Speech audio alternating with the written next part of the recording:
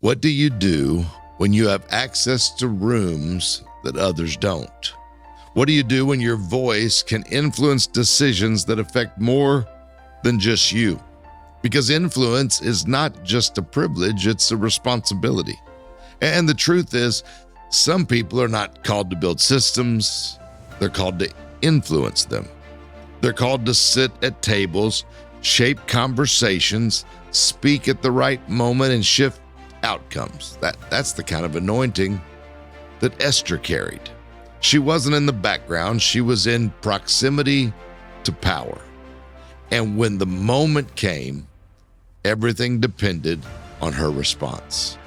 Today, we're going to talk about the Esther anointing, how favor gives you access and how courage sustains influence, and how timing really determines the impact.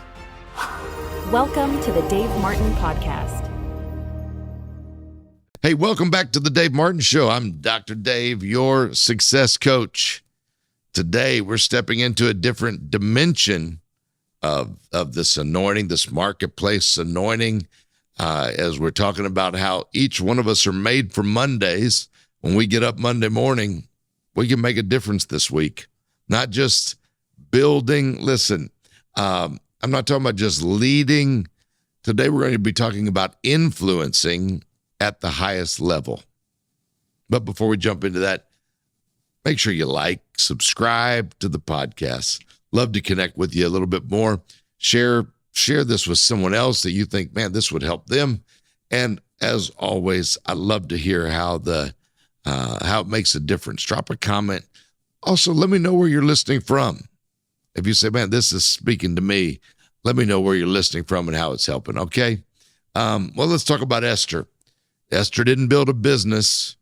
She didn't run a system. She didn't lead an army. She had something different. She had what we call access. I love this because I'm so grateful for the rooms I've been in. Sometimes I'm just shocked. I'm like, how in the world did I end up here?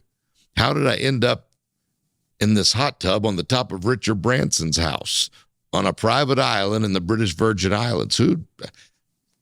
Well, let me just say, Esther's power was not in position. It was in proximity. She was close enough to influence decisions that shaped the nation. And here's what you need to understand. Access is one of the highest forms of favor. Not everyone gets in the room. Not everyone gets in the conversation. Not everyone gets the opportunity to speak when it really matters. But Esther did. And it wasn't random. It was favor. Favor doesn't just open doors. It seats you at the table. Now, I'm telling you, if you haven't read my book, The Force of Favor, here's another great opportunity to grab a hold of it. It's 30 years of my life of understanding and walking in the favor of God and how it's available to us in our life. And here's where this whole thing becomes real. A lot of people spend their life praying for opportunities while overlooking the opportunities that they already have.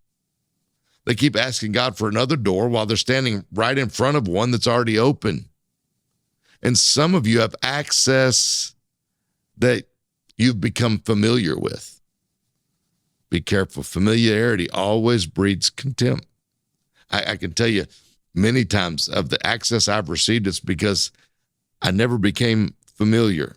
I understood, hey, here's when this person is a friend, and here's when they are in their position. You got to know how to operate in both realms. You're sitting in meetings, maybe that people would love to be in. I've been places, man, how in the world? I'd love to be there. You're connected to people that other people are trying to meet. You're having conversations that other people are praying for. But familiarity can cause you to undervalue favor. I've never taken advantage of opportunities that I have to sit with people that consider me a friend. I consider them heroes. The opportunities closest to us are often the easiest ones for us to overlook. Esther recognized something that many people missed. Access is not the reward, it's the responsibility. Because influence is not just about being seen, it's about knowing what to do when the moment comes. Esther didn't rush. She didn't react emotionally. She moved strategically. She understood timing. Being right is not enough. Timing determines impact. You can have the right idea at the wrong time and it won't work. You can have the right solution and present it too early. You can have the right words and speak them in the wrong season. But when timing aligns, everything shifts. That's what Esther carried. The Esther anointing positions you in strategic environments. Esther didn't place herself, she was positioned. We talked about that a few weeks ago on the podcast, positioning. Some of you are in rooms right now that you didn't create. You didn't plan, you didn't force your way into them, but somehow you're there. It's not luck, it's positioning. I don't believe in coincidence, but I think God causes things to coincide for moments. If you're in the room, there's a reason that you're there. And one of the greatest mistakes people make is assuming that their current environment is just ordinary. And they underestimate where they are. They underestimate who they're connected to. They underestimate the opportunities happening around them. But God often positions people before he reveals why he positioned them. Have you ever ended up somewhere and go, why am I here? You don't even know yet. God hasn't revealed that yet, but he put you there long before Esther saved the nation. She was being positioned to influence one. Long before the crisis appeared, God had already placed her in proximity to the solution. And some of you need to hear that today. Listen, maybe the job you took isn't random. Maybe the relationship isn't accidental. Maybe the opportunity that came to you isn't just a coincidence. Maybe God has positioned you strategically for a moment that hasn't even yet arrived. Think about Joseph. God positioned him before the promotion. He positioned him. He put him in a place where he could interpret a dream before he ever became second in command of the entire nation. Think about Daniel. God positioned him before the influence. Esther, God positioned her before the impact. And he often works the same way in our lives. Some people spend years asking God, when will my opportunity come? Meanwhile, God's saying, you're already standing in it. The room you're in may be part of your assignment. The conversation you're having may be part of your assignment. The relationship you're stewarding may be part of your assignment, because God doesn't just bless people, he positions people. Another thing about the Esther anointing, it attracts favor that creates access. She stood out, not just in appearance, but in presence. There was something about her that caused people to respond. That's favor. Favor causes God to shine his face upon you. Why did they pick you instead of the other three people that gave estimates? Something about you stood out, your presence. Why did they pick you instead of, why? His favor. God, favor gave her access to influence. Now, access is wasted if you don't recognize its value. Some people get in rooms and they stay quiet when it matters. Others get in rooms and talk when they should stay quiet. And not because they have nothing to say, but because they don't see the weight of the moment. They don't understand the opportunity. Maybe sometimes you underestimate your voice and you assume someone else is going to speak up. You just assume someone else will speak. But influence isn't just about getting in the room. It's about understanding why you're there. Let me get practical just for a minute. There are people who spend years trying to get access to certain leaders, certain organizations, maybe certain opportunities. Then there are others who already have that access and never maximize it. The difference isn't access. Listen, the difference is awareness. Esther understood the value of her access.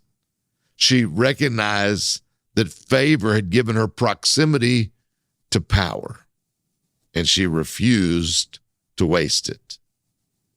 Some of you have relationships that people would love to have.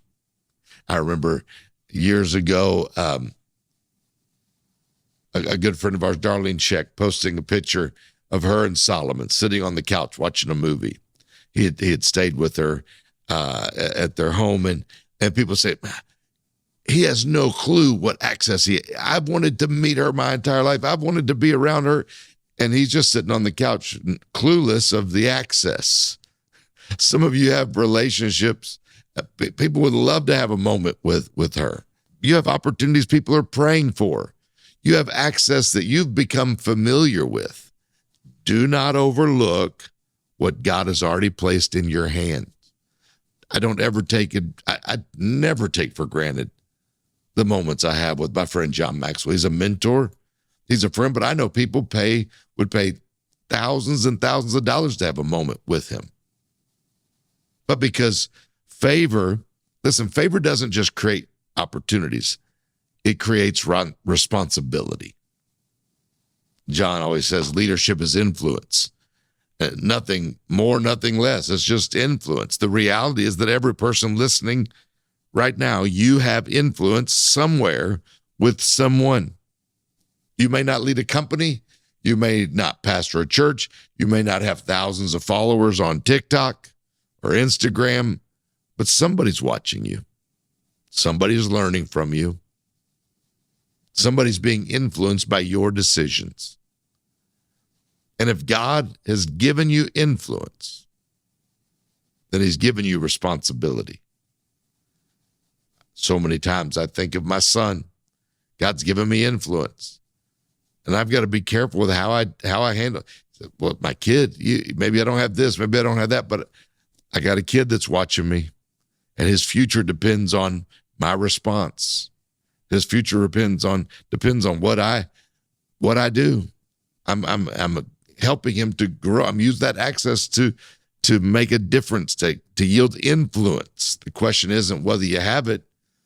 The question is, what are you doing with the influence that you have? Esther understood that favor wasn't given simply for her benefit. It was given for her assignment. And I'm telling you, the same is true for you. Let me give you the Esther Anointing also requires courage. In my 12 Traits of the Greats, courage is one of the traits, because Esther risked everything. Speaking up wasn't safe. It was necessary. And this is where a lot of people hesitate. They have influence, but they avoid responsibility. They have access, but they avoid taking action. They have opportunities, but they protect their comfort. Influence without courage is just wasted opportunity. Courage is not the absence of fear. Courage is moving forward while the fear is still present. Esther was afraid. Anyone would have been. The stakes were enormous. Failure carried incredible consequences, but she moved anyway, and history changes when people decide courage is more important than comfort. Think about Rosa Parks. One decision, one moment, one act of courage, and history changed. She wasn't the most powerful person in America. She wasn't wealthy. She wasn't famous. She simply made a decision that enough was enough, and one courageous act created a ripple effect that impacted generations. Most people don't realize that defining moments rarely announce themselves. They don't come with a warning. They don't arrive with a spotlight. They often show up disguised as an uncomfortable conversation, a difficult decision, or a moment when nobody else was willing to step forward. But in that moment, courage becomes the difference. The defining moments of your life often arrive disguised as uncomfortable decisions. The question isn't whether you feel fear. The question is whether fear will stop you. Some of you know exactly what you're supposed to do. You know the conversation you need to have. You know the opportunity that you need to pursue. You know the step that you need to take. The issue isn't clarity. The issue is courage. And Esther teaches us that courage often unlocks destiny. The opportunity of a lifetime often exists on the other side of one courageous decision. Here's another one. I think this is like the fourth thing. The Esther Anointing operates in strategy, not emotion. She didn't react. Esther prepared. She created the right moment, the right setting, the right approach, strategic thinking. And in the marketplace, this matters. On Mondays, this matters because not every opportunity should be taken immediately. Not every decision should be rushed. Wisdom says wait, position, then move. One of the greatest mistakes leaders make is confusing urgency with wisdom. Just because someone feels or something feels like it's urgent doesn't mean it requires an immediate response. Strategic people understand timing, preparation. They understand that success is often determined by execution. Esther didn't force her way into the conversation. She prepared for it. And preparation often determines the outcome. I think it was Zig Ziglar that used to always say, the only place that success comes before work is, no, that's not what he said. Before work is in the dictionary. He did say that. But he said success is when opportunity meets preparation. Yeah, preparation often determines the outcome. The reason many people fail isn't because they lack talent, it's because they lack strategy. Emotion reacts, wisdom responds. Emotion wants immediate relief. Wisdom waits for those long-term results.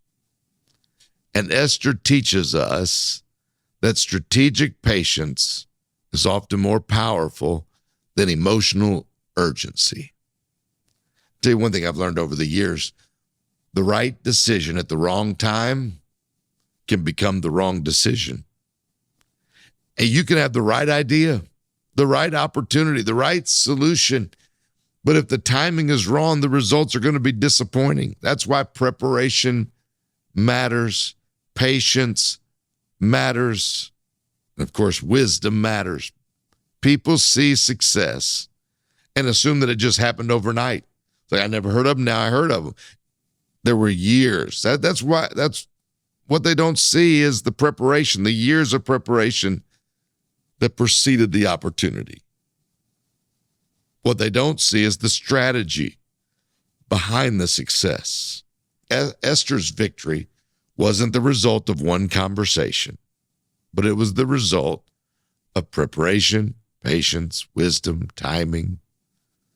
And that right there is a lesson that every leader needs to learn. The Esther Anointing understands the impact is bigger than us. It's bigger than me. It's bigger than you. Her decision didn't affect her. It affected a nation. The level of influence she carried. When you understand your assignment, you stop making small decisions. One of the signs of maturity is when you stop asking, how does this affect me? And you start saying, who else is connected to my obedience? Esther understood that her decision would impact people she would never even meet. Families, children, generations, an entire nation. Talk about influence. Talk about leadership. That's responsibility. And some of you listening need to stop thinking so small. Your business isn't just about you. Your leadership isn't just about you. Your influence is not just about you. The decisions you are making today are creating ripple effects that you will never even fully see. The way you lead affects people. The way you speak, the way you serve, the way you respond under pressure affects people. Impact is always bigger than you. It's always bigger than an individual. Every great leader eventually discovers this. What God does through you is often bigger than what he does for you. That's exactly what Esther discovered. Her courage wasn't just about her future.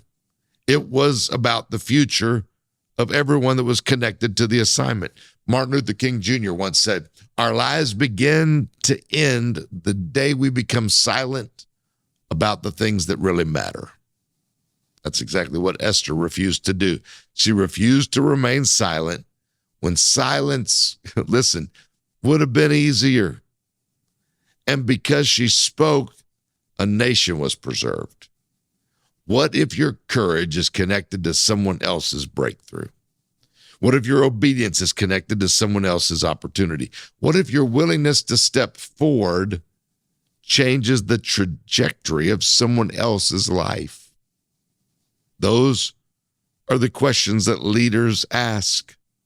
Those are the questions that influential people ask because they understand that impact is so much bigger than themselves. Oh, let's talk about you for a minute. Some of you are in proximity to opportunity. I'll never forget the opportunity to sit with Jesse Cole that owns Savannah Bananas. And what an incredible conversation and a new friendship that was developed. But proximity put me there. And so the conversation, listen, my conversation, it mattered. You're connected to people with influence. You're connected. And I got there because of proximity. You're closer than you realize. But you've been casual about it. So I want to challenge you. Stop treating access lightly. You don't need more opportunity. You need to maximize the ones that you have. You're one conversation away from going to a different level, one introduction, one meeting, one opportunity, one courageous decision. And that conversation requires some clarity, requires some confidence, some courage. When you combine that with favor, doors don't just open, outcomes change. You're not where you are by accident.